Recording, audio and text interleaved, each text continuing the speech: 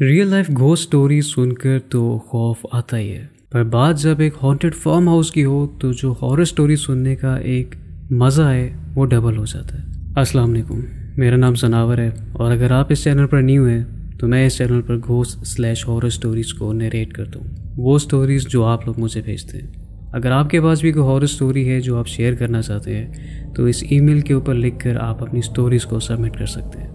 कोशिश करें कि जो स्टोरीज़ आप लिखेंगे वो रोमन उर्दू या फिर रोमन हिंदी में हो, क्योंकि ऐसे में ट्रांसलेशन का टाइम मेरे लिए बच जाता है। आज की हॉरर स्टोरीज़ भी हर बार की तरह बहुत इंटरेस्टिंग और स्केरी होने वाली है। इन स्टोरीज़ को सबमिट किया है रिहान, आमिना, हैदर, मारिया, खालिद और ओमी ने। So without any further ado, let's get started.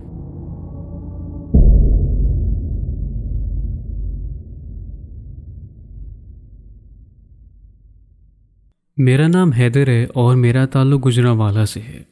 हम हर 6 माह बाद अपने आबाई गांव में जाया करते थे। इस कहानी के 2 पहलू हैं।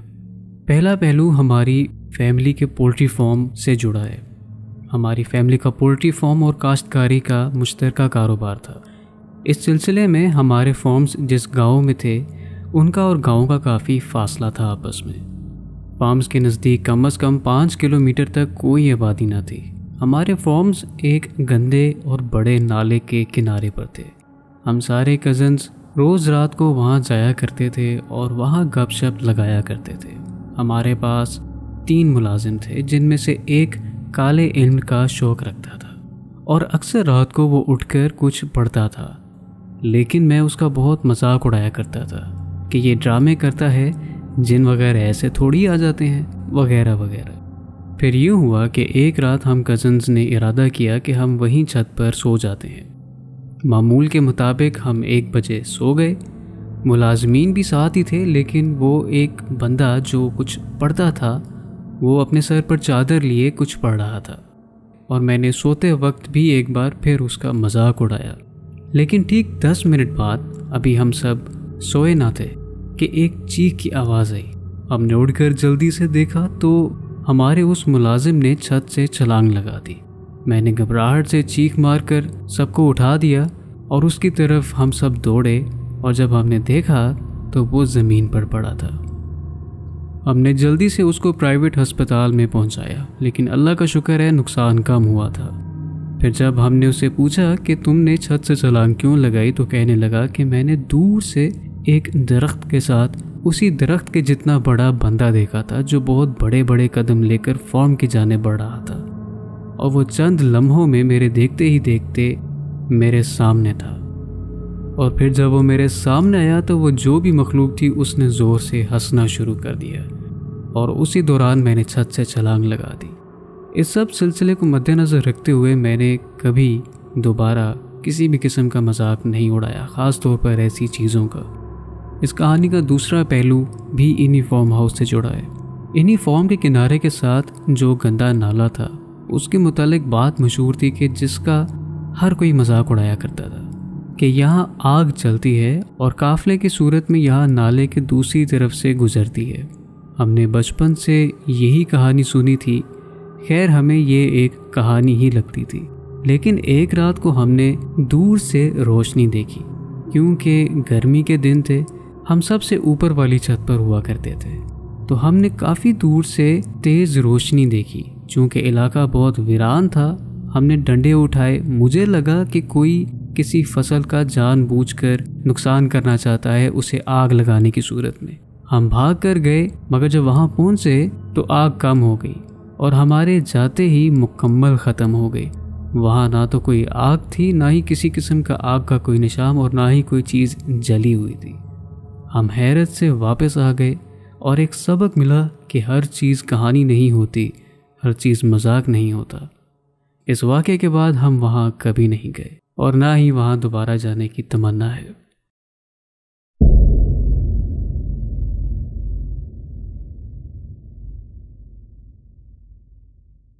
मेरा नाम आमिना है और मेरा ताल्लुक़ इंडिया से है।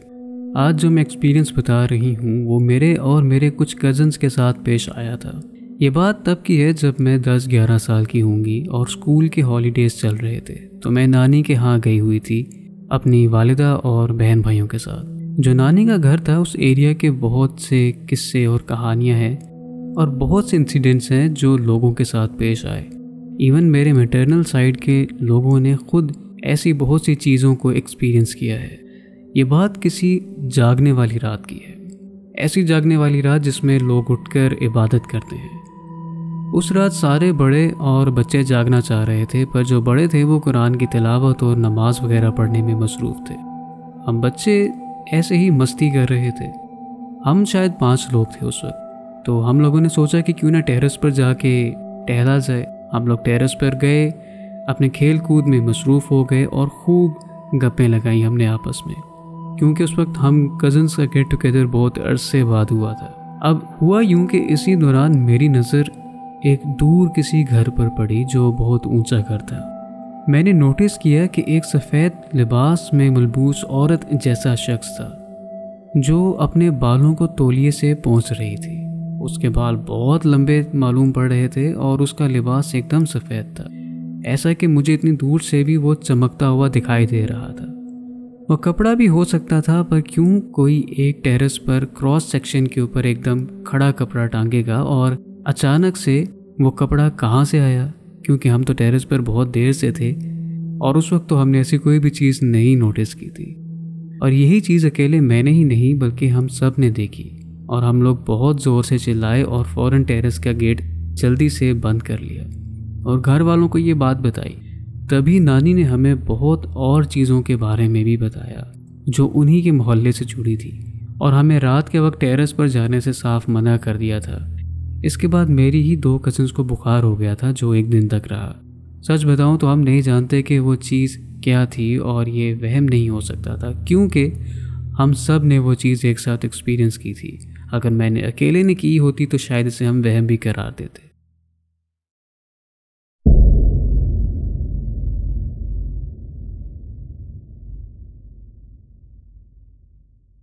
میرا نام ریحان احسن ہے اور میرا تعلق فیصل آباد سے ہے. میرے ساتھ جو 1 سال پہلے واقعہ پیش آیا آج میں آپ کو وہ بتاؤں گا. بات کچھ ایسی ہے کہ یہاں ایک جگہ ہے جو 5 کوٹھیوں کے نام سے جانی جاتی ہے. وہاں 5 کوٹھیاں ہیں جو 5 بھائیوں کی ہیں. اس میں سے ایک کوٹھی جس کے ساتھ ایسے جنات کے بہت سے قصے اور واقعات جڑے ہیں، اور وہ کوٹھی اب سکول بن چکی ہے. دن میں تو سب وہاں ٹھیک ہوتا ہے، لیکن جیسے ہی رات ڈھلتی ہے تو وہ جگہ ویران ہو جاتی ہے اور ایک عجیب سی خاموشی پھیل جاتی ہے. میں جنات پر یقین رکھتا ہوں، لیکن میں نے کبھی ان کا ڈر اپنے اوپر حاوی نہیں ہونے دیا. میں سمجھتا تھا کہ یہ بس دنیاوی باتیں ہیں کہ جن کبھی انسان کو بلا وجہ تنگ نہیں کرتے. خیر میں آج بھی یہ واقعہ سوچتا ہوں تو میرے رونگٹے کھڑے ہو جاتے ہیں اور عجیب سا ڈر لگتا ہے. ہوا کچھ ایسے کہ ایک روز رات کے 11 بجے میں گھر سے نکلا تھا دہی لینے کے لیے. ہمارے ٹاؤن کے ساتھ ہی وہ 5 کوٹھیوں کی جگہ ہے جو کہ ایک لمبی اور کھلی گلی ہے جس میں وہ 5 کوٹھیاں واقع ہیں. میں نے سوچا کہ دہی کی شاپ سے لمبے راستے سے کیوں جایا جائے جب 5 کوٹھیوں کی گلی کا راستہ ہے جو یہاں سے ہی جا رہا ہے. خیر وہ دہی کی شاپ کا شارٹ کٹ تھا، اس لیے میں نے بائک وہاں موڑ لی. میں جیسے ہی گلی میں انٹر ہوا تو اندھیرا تھا. اس گلی میں دور دور تک صرف میری بائک کی لائٹ ہی پھیل رہی تھی. جب میں گلی کے سینٹر میں پہنچا تو مجھے پسینے آنے لگ پڑے. حالانکہ جنوری کا مہینہ چل رہا تھا. میں بھی یہ سوچ ہی رہا تھا کہ اتنے میں وہ لاسٹ والی کوٹھی آ گئی جس میں سارے مسئلے مسائل ہیں. میں نے محسوس کیا کہ میری بائک کی سپیڈ سلو ہوتی جا رہی ہے، لیکن میری بائک کا میٹر 40 کی سپیڈ ہی شو کروا رہا تھا. میں نے بائک کو مزید ایکسلریٹ کرنے کی کوشش کی لیکن میری سپیڈ اتنی ہی تھی. لیکن جو میری بائک کا میٹر تھا وہ 40 کی سپیڈ کراس کر کے 50 تک جا پہنچا تھا. اتنے میں مجھے محسوس ہوا کہ میرے پیچھے کسی کا وجود آیا ہے، جیسے کوئی بائک پر بیٹھ گیا ہو. میری بائک کا جو ریئر ویو تھا اس سے میں نے دیکھا تو اسی میں دیکھتے ہوئے مجھے اپنی آنکھ کے کنارے سے دکھائی دیا جیسے کوئی عورت ہے جس کے کھلے بال ہیں اور وہ ہوا میں ٹہل رہی ہے بہت لمبے لمبے، اور وہ اس ریئر ویو سے مجھے ہی دیکھ رہی ہے. اس کا چہرہ اندھیرے کی وجہ سے میں واضح نہیں دیکھ سکا، لیکن اتنا ضرور واضح تھا کہ اس کی آنکھیں نہیں تھیں. ان آنکھوں کی جگہ جیسے ڈارک سرکلز تھے. میں نے دل میں آیت الکرسی پڑھنا شروع کر دی، جس کے ٹھیک 3 یا 4 سیکنڈز بعد اس گلی کا اینڈ ہوا اور وہ عورت نما عکس جو بھی تھا اس کا بوجھ بائک سے کم ہوا اور ایک دم میری سپیڈ بھی زیادہ ہو گئی. خیر میں نے وہیں ایمرجنسی بریک لگائی، گلی سے باہر نکلتے ہی اللہ کا شکر ادا کیا اور پھر دہی لے کر دوسرے راستے سے واپس آیا، اور پھر مجھے 2 دن تک بخار رہا۔ والدہ نے پوچھا کہ تمہیں ایک دم کیا ہوا ہے، تو میں نے ان کو سب بتایا، جس پر انہوں نے کہا کہ گھر سے نکلتے وقت آیت الکرسی لازمی پڑھ لیا کرو، ورنہ ایسی شیطانی قوتیں تنگ کرتی ہے۔ اس دن کے بعد سے میں وہاں دن میں بھی نہیں گزرا۔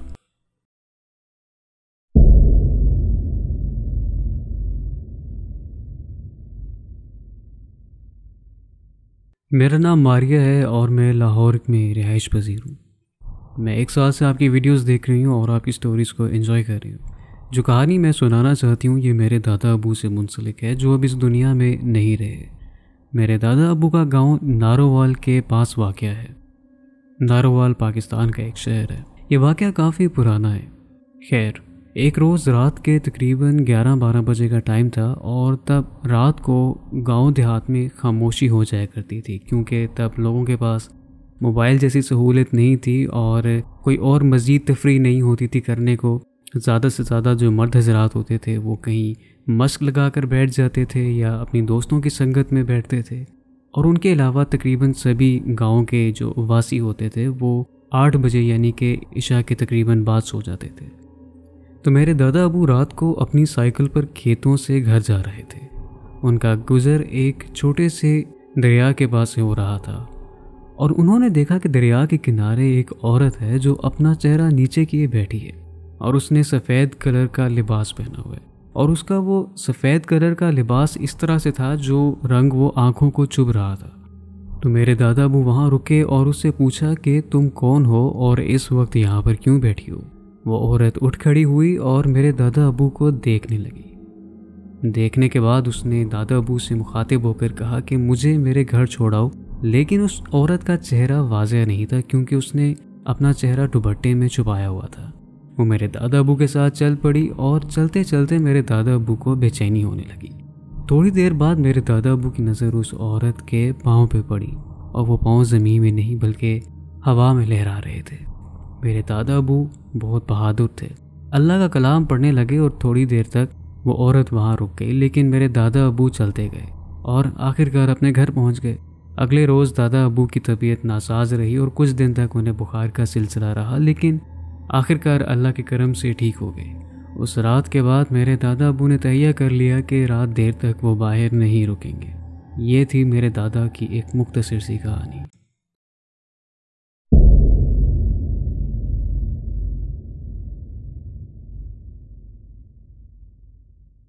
میرا نام خالد ہے اور میرا تعلق پٹنہ بہار انڈیا سے ہے۔ میری سٹوری میرے گھر سے جڑی ہے جب میں 8 یا پھر 10 سال کا تھا۔ ہمارے گھر پر سبھی جوائنٹ فیملی میں رہتے تھے۔ اس وقت میرا کزن جو کہ چھت پر ہی رہتا تھا، اس نے بتایا کہ اسے روز ایک عجیب قسم کا پرندہ نظر آتا ہے جو ہماری چھت پر آ رہا ہے، اور آوازیں تو وہ کرتا ہی ہے، ساتھ ہی ساتھ میں دروازے کو بھی وہ خروچتا ہے، اور اس قدر گہرا خروچتا ہے کہ اس کی آواز خوفناک محسوس ہوتی ہے۔ اور اتفاق کی بات یہ بھی ہے کہ آج تک خروش کے نشان دروازے پر موجود ہیں۔ نہ صرف دروازے پر بلکہ دیوار پر بھی خروش کے نشان تھے۔ اس میں سیمنٹ بھر کے پینٹ کر دیا گیا تھا بعد میں۔ کچھ دن وہ ایسے ہی آتا رہا پرندہ۔ اس کے بعد پھر ایک بار ہمارے سارے بہن بھائی مل کر مووی دیکھ رہے تھے کیونکہ اس کے گھر پر نیا ٹی وی آیا تھا، اور اس پرندے کے بارے میں ہمیں پتہ نہیں تھا کیونکہ میں اور میرا کزن سبھی سے چھوٹے تھے، تو سبھی کو لگتا تھا کہ ہم لوگ مذاق کر رہے ہیں۔ میرے انکل کا رات کو لیٹ آنا ہوا، لگ بھگ 1 یا 2 بجے، اور اس وقت وہ پرندہ آیا ہوا تھا۔ انہوں نے گھر کے سارے سینئرز کو اوپر بلایا، سبھی آگ جلا کر لے آئے تھے، اور ہم لوگ اس بات سے بے خبر تھے کہ باہر کیا ہوا۔ شور کی آواز پر باہر نکلے تو پتہ چلا کہ وہ پرندہ بھاگ چکا ہے۔ اس کے بعد ڈر کی وجہ سے 1-2 مہینے تک میں تو چھت پر بالکل بھی نہیں گیا، اور الحمدللہ 8 سال بیت گئے ہیں، اب ایسی کوئی بھی مخلوق دوبارہ نظر نہیں آئی۔ میں نہیں جانتا کہ وہ کیا تھا کیا نہیں، لیکن وہ جو بھی تھا ایک بہت ہی عجیب سا سلسلہ تھا۔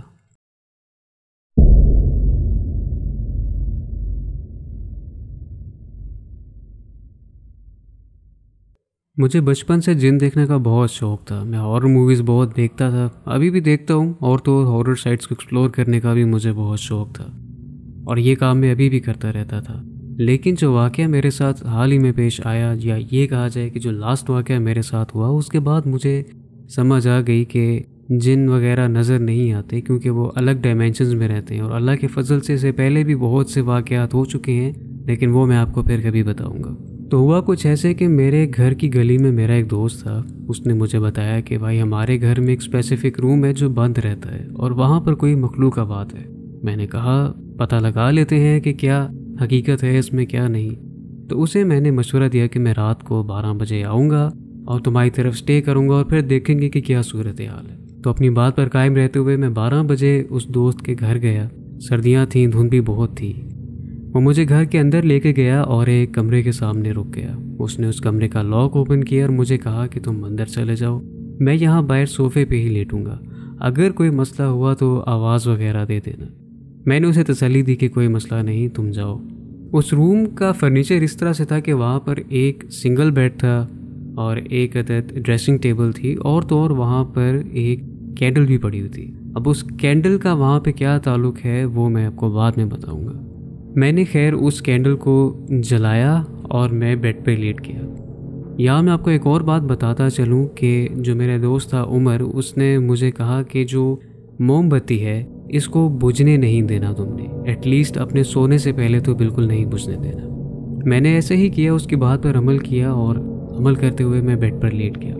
اب تقریباً رات کے 1 بج رہے تھے، تب تک کچھ بھی نہیں ہوا۔ ایسے ہی انتظار میں رات کے 2 بج گئے اور تب بھی کچھ نہیں ہوا۔